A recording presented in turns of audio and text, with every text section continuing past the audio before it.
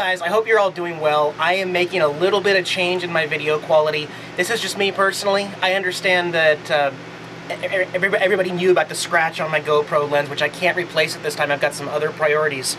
I just personally am really nitpicky and I can't handle it, and I can't even go back and rewatch some of those videos. So for right now, I'm switching back to the Canon Vixia, which I don't think I've used regularly in almost a year and a half. I love it, and I think I'm going to get used to it. I have to hold it really far away, so I'll put it in the mirror right here. I guess right there you can kind of see what I'm doing. I've got the Canon Vixia on my monopod so that it's really long and I can still kind of see. Otherwise, if I don't... See, this is more like, there's no distortion in the picture right now. This is 1080p, and you're not going to see any fisheye. Nothing's going to be scorched out in the distance.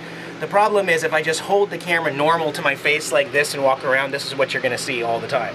Like my face taking up the entire picture, which I just can't handle. So that's why I'm going to try to use the stick a little bit and try this out, and we'll see how it works.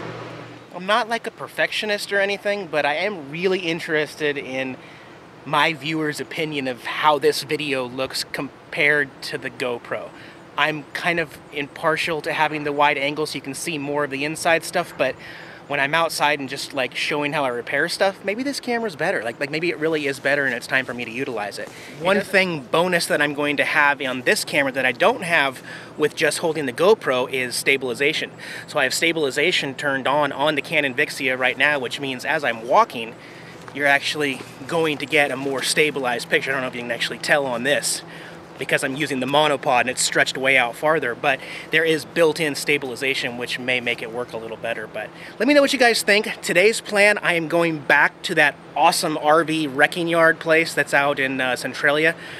So I'm gonna take a buddy down there. We're gonna go look for some car parts also. I'm gonna look for RV parts. I really wanna find some curtains, so I got all my measurements and everything, and we'll just go have a fun day and I'll show you this wrecking yard. All right. Well, hey guys, I just got back from Oregon, went to my junkyard, got a few things that I'm really excited about.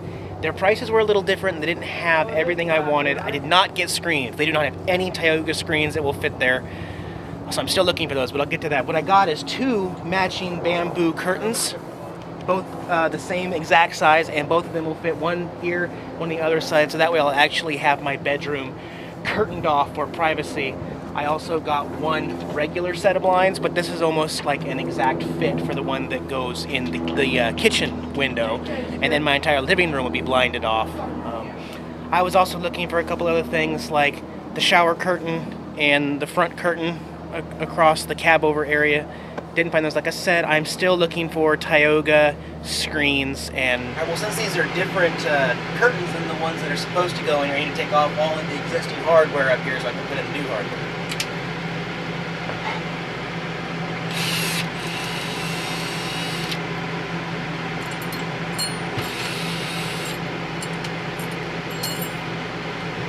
These things are a little funky. They don't go straight into the wall.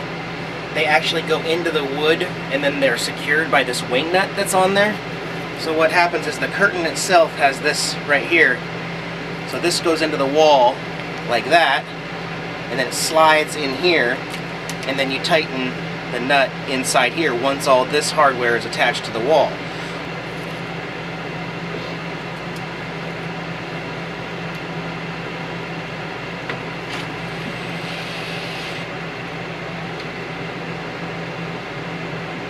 Alright, so I had some technical difficulties with the hardware, but I got it figured out. I've got them bolted in. I had to take the actual wing nuts off, otherwise there's just not enough clearance to slide these on.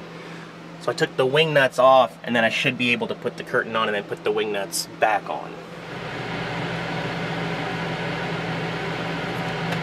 There we go. It's not a perfect fit, but it does work for this application. Just gotta get the other one fitted in there now. Well, this is the finished project here. I know it's not perfect. There is a little bit of light that comes in on the sides, but what can you really say about 10 bucks a piece for blinds? I was also trying to find some that had hardware that matched, but I saved the old hardware in case I end up finding another group of 8 blinds that actually fit and match. They match in the bedroom, which is really all I care about, and they match in the living room. So ultimately, I think this is a win. I think it looks really good in here too. Both roll up if I do want to let light into the bedroom, but it gives me privacy at night. I think it looks pretty darn good. You happy with the new curtains, buddy? You happy with that? Okay. Glad you approve. What do you think? What do you think of these? These good curtains? Okay.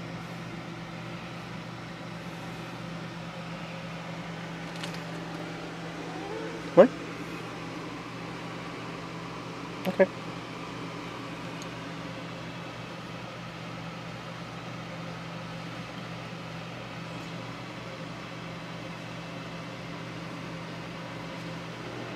What do you think there, buddy? You like your new bedroom blinds? Is that working for you? It's like, oh yeah. Oh yeah. You will sleep in literally any position, huh? Anywhere. Anywhere and everywhere. On top of my fresh, clean clothes that I didn't fold yet. It don't matter. If he fits, he sits. Well, all in all, the RV's really coming together. I'm really happy with how everything is working. When I went to Oregon, though, yesterday, and guess I haven't even changed my shirt and showered.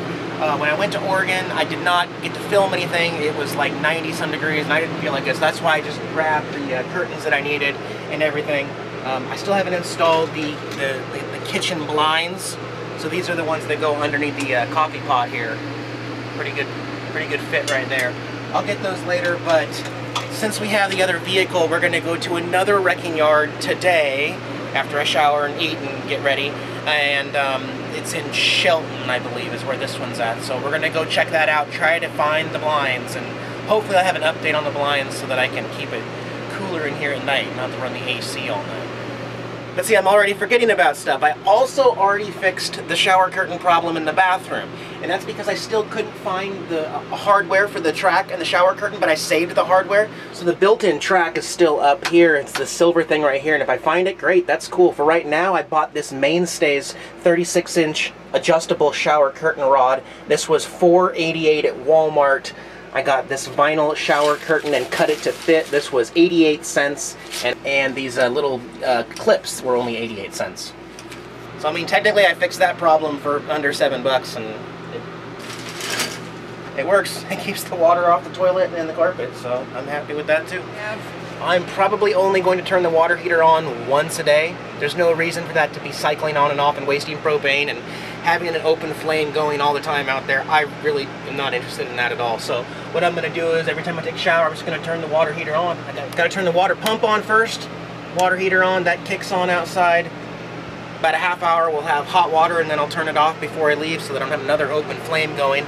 It's bad enough I got the fridge running on propane non-stop, and that's an open flame, but you know, it's okay. It's okay. And also about this coffee maker here, this built-in, I didn't even know if this thing was going to work.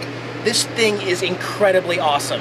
It brews the fastest coffee I've ever seen a coffee pot do. Seriously. I could not get it to work when I had the Ryobi generator, and I thought maybe it didn't work because I was trying to make coffee on my trip up through Oregon. It overloaded the Ryobi generator. So that means that upon startup, at least, this thing runs over 2,000 watts, which is kind of scary. But if I'm plugged into power somewhere, it doesn't really matter. It's literally like, it will brew 8 cups of coffee within 4.5 minutes. It's that quick. And this thing pops out, you just fill this little canister with water. It has a little stopper in there, and an awesome little coffee maker, but I'll still be using my propane coffee maker most of the time, probably. While I'm waiting for the hot water heater to have hot water, I'll just show you this in case you have never seen a propane water heater. So it's DC start that actually gets the spark going, and then propane flows. And then what ends up happening is down here is where you've got the open flame. Let's see if I can show you that. There you go. So that flame in there heats the element and then heats the tank. That's how you heat the water. They do have versions of this that run on electric instead of propane. But obviously, being a boondocker, propane is very important to me. That's the only way I can do it. So I'm glad this one works and I don't have to replace it like I did in the last Tioga.